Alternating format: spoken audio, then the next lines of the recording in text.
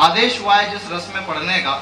मैं 2-3 छंद उसके पढ़ता हूँ, उसके बाद एक गीत आपको सुनाऊंगा और अपना स्थान ले लूंगा। मैं पहले छंद से यह अंदाजा लगाऊंगा कि आप में देश प्रेम किस हद तक बसता है, और पहले छंद में जिस महापुरुष का मैं नाम लूं, अगर उस महापुरुष का नाम आपके जहन में बसता हो तो चौथी पंक्ति पर मुझे कविता सुनाने के लिए एक बार तालियां दीजिएगा। मैं निवेदन करता हूँ, सुनिएगा, अभी नहीं, टाइमिंग से रखो, सुनिएगा। मैं छंद हासिल करता हूं कि बिगड़ी हवाएं सारी, बिगड़ी फिजाएं सारी, आपसे बची है अब आस, चले आओ ना। आह्वान करते हैं उस महापुरुष का, चौथी पंक्ति में नाम आएगा, उसके प्रति आपके दिलों में सम्मान जागे तो बताइएगा कि बिगड़ी हवाएं सारी, बिगड़ी फिजाएं सारी, आपसे बची है अब आस, चले आओ ना। कोई ना बचाने वाला, रास्ता दिखाने वाला, आप पे है पूरा विश्वास, चले आओ ना। देश में अंधेरा छाया, दिल भी है घबराया, विनती है लेकर प्रकाश, चले आओ ना। एक ऐसी मूरत है देश को जरूरत है, दोबारा से नेताजी सुभाष, चले आओ। वाह वाह, क्या बात, बहुत बहुत बहुत। एक ऐसी मूरत है देश को जरूरत है, दोबारा से नेताजी सुभाष, चले आओ ना। काम जिंदगी में चाहे जितने भी करो, पर माँ के संस्कारों का भी स्वाद होना चाहिए। क्या होती है मित्रों माँ? एक दृष्टांत मुझे याद आता है, नर्सरी क्लास चल रही थी, टीचर ने नर्सरी क्लास के बच्चों से कहा कि सब बच्चे मुझे स्वर्ग से मिट्टी ला कर देंगे। बच्चों ने पूछा भाई स्वर्ग से मिट्टी कैसे लाई जाएगी? टीचर ने कहा भाई ये मुझे नहीं पता, मुझे कल स्वर्ग की मिट्टी चाहिए। अगले दिन सब बच्चे वापस आ गए। टीचर ने कहा कौन कौन स्वर्ग से मिट्टी लाया है मुझे जरा बताओ। किसी ने हाथ नहीं खड़ा किया। एक मासूम सा बच्चा खड़ा होता है, मैं लाया हूँ स्वर्ग से मिट्टी। टीचर ने कहा मैंने तो मजाक में कह दिया था, स्वर्ग से मिट्टी कौन ला सकता है, बता तू ये मिट्टी कहाँ से ले आया। बच्चा बड़ी मासूमियत से उत्तर देता है मैं ये मिट्टी अपनी माँ के पैरों के नीचे से लाया।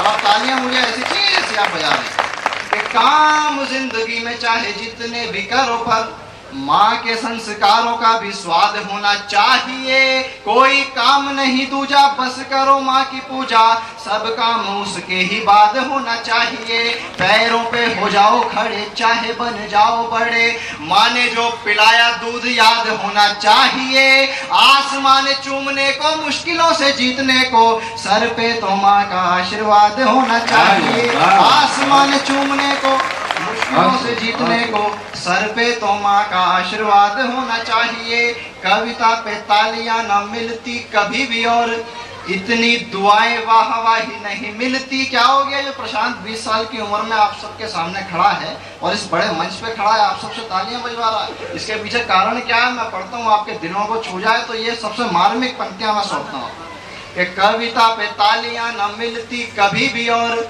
इतनी दुआएं वाह वाही नहीं मिलती। हाथ मेरी माँ का मेरे सर पे ना होता यदि, मुझे इतनी सी भी कमाई नहीं मिलती। हाथ मेरी माँ का मेरे सर पे ना होता यदि, मुझे इतनी सी भी कमाई नहीं मिलती। ढूंढने चलूं तो सच आपको बता रहा हूँ, मुझे खुद की ही परछाई नहीं मिलती। देख लिए महंगे पहन कर सूट पर, माँ की गोद जैसी गरमाई नहीं मिलती। देख लिए महंगे पहन कर सूट पर, माँ की गोद जैसी गरमाई। चल संपत्ति नहीं कोई दिक्कत नहीं, अब तो मैं चल रहा हूँ। मैं समय की क्योंकि सीमाएं हैं, मैं 3 मिनट आपके और खराब करूँगा और एक बहुत छोटी सी कविता आपको सुना करके जाना चाहता हूँ। हमारे माननीय प्रधानमंत्री जी ने भी एक बहुत अच्छा मिशन चला रखा है, बेटी बचाओ बेटी पढ़ाओ। बेटियों की संख्या की स्थिति क्या हो गई है साहब हिंदुस्तान में, मैं आंकड़े बताता हूँ आपको। हरियाणा पिछले दिनों एक कवि सम्मेलन में मैं गया, अग्रवाल समाज के। ये फोन वोन बंद कर दो, रात को इस समय 2 ही तरह के फोन आते हैं, या तो उधार का या जुगाड़ का। अभी मुझे सुन लो फोन मारने। तो मैं बताता हूँ आपको, अग्रवाल समाज के कवि सम्मेलन में मैं गया तो वहाँ जो अध्यक्ष थे अग्रवाल समाज के, उन्होंने एक मेरे से चिंता जाहिर की कि प्रशांत मैं एक बात से बड़ा चिंतित हूँ। मैंने कहा बताओ जी, उसका भी समाधान करेंगे। बोले यार हिंदुस्तान में 1000 लड़कों पे 916 लड़कियां रह गई हैं। मैंने कहा जी बड़ी चिंता की बात है। उसके बाद अग्रवाल समाज की स्थिति बताई कि 1000 लड़कों में 750 लड़कियां रह गई हैं। इसके बाद हरियाणा की स्थिति और खराब, 1000 लड़कों पे 414 लड़कियां रह गई। मेरे से कहने लगे कि प्रशांत तुम इसमें कुछ करो। मैंने कहा जी मैं अभी कैसा करूं, मेरी तो अभी शादी नहीं हुई।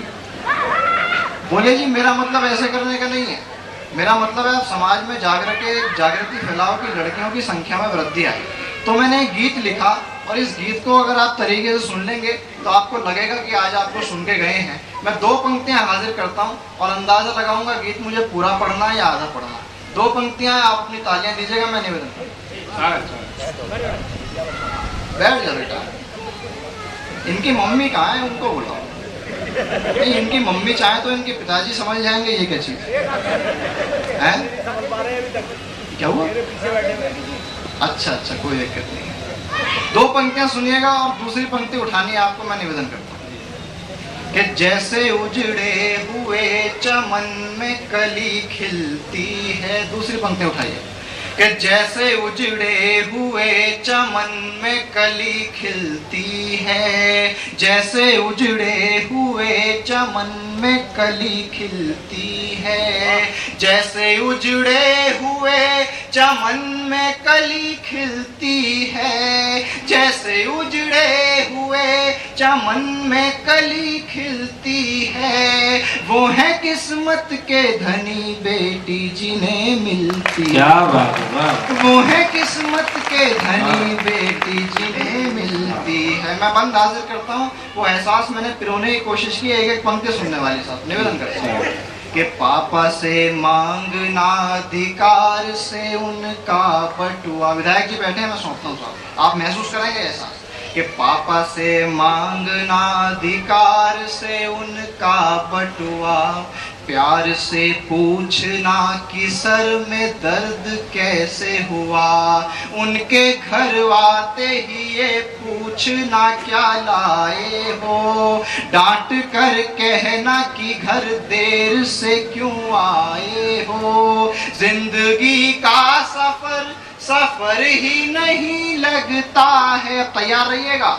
जिंदगी का सफर ही नहीं लगता है, जिंदगी का सफर ही नहीं लगता है, बेटियां ना हो तो घर ही नहीं। बेटियां ना हो तो घर ही नहीं लगता है। अपने हाथों से जो कुर्ते का बटन सिलती है, वो है किस्मत के धनी बेटी जिन्हें मिलती है। ऐसे सुनते रहिएगा जैसे आप सुन रहे हैं। मैं सुनाता हूँ कि बेटियां घर में हैं इससे बड़ी दौलत क्या है, बेटियां पास हैं इससे बड़ी जन्नत क्या है। काम जो भी कहो दिल से वो बहन करती है, और पत्नी है जो हर दर्द सहन करती है। बेटियों की जहां इज्जत ही नहीं होती है। इस गीत की सबसे नाजुक पंक्ति सौंप रहा हूँ, आपके तालियां मुझे हवा में लहराती हुई दिखें कि बेटियों की जहां इज्जत ही नहीं होती है, बेटियों की जहां इज्जत ही नहीं होती है, उनके घर में कभी बरकत ही नहीं। उनके घर में कभी बरकत ही नहीं होती है। ऐसा बोला न करो बेटी नहीं झिलती है, वो है किस्मत